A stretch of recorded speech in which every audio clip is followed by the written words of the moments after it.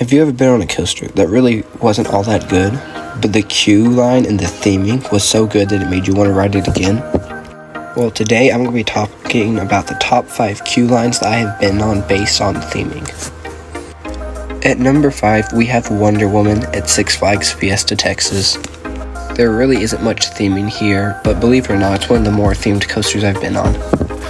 There's a couple Wonder Woman statues throughout the whole queue, and you're under this big structure, and there is fire all around the queue too, which is nice. And at number 4 is Iron Rattler. This one's still not a lot of theming, but it's still one of my favorite queue lines. It has these 2 giant snakehead water fountains at the front, which is probably the best part of it. And this also has the most narrow queue line I've ever seen. Like, instead of having 2 or 3 people standing next to each other, it's just 1 by 1 by 1 with how narrow it is. It just zigzags up. Number 3 is Barracuda Strike at SeaWorld San Antonio. This is the newest coaster I've been on, and it also has the best theming in the park. This station is themed to look like it's under a dock. They did a really good job with this. There's a whole bunch of seaweed and stuff painted on the pillars and supports for it. Barracuda Strike was a decent ride, but it made it 5 times better with the theming and the queue line. At number 2, we have Poltergeist at Six Flags Fiesta, Texas.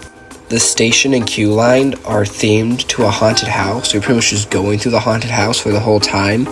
And the lights flicker on and off, so it can get really dark in there. But during the summer, it gets really hot in there. But there are a whole bunch of really cool props and special effects in there. And at number 1, we have Dr. Diabolical's Cliffhanger at Six Flags Fiesta, Texas. Theming in this queue is just outstanding. It doesn't even feel like it's a Six Flags park. You start out in this room with a whole bunch of pictures of the ride on the wall, and you can watch the coaster go by through a window. And the big doors open up, and you go into this even bigger room with a whole bunch of screens covering the wall. And then Dr. Diabolical appears on the screen and then talks to you about the elixir and stuff that you're supposedly getting. And then afterwards, a bookshelf door opens up, and you go through that into a different room where you're stuck in where you're supposedly getting the magic youth elixir. Then the machine that supposedly gives it to you breaks because it's not actually one. Then you go on to ride the ride.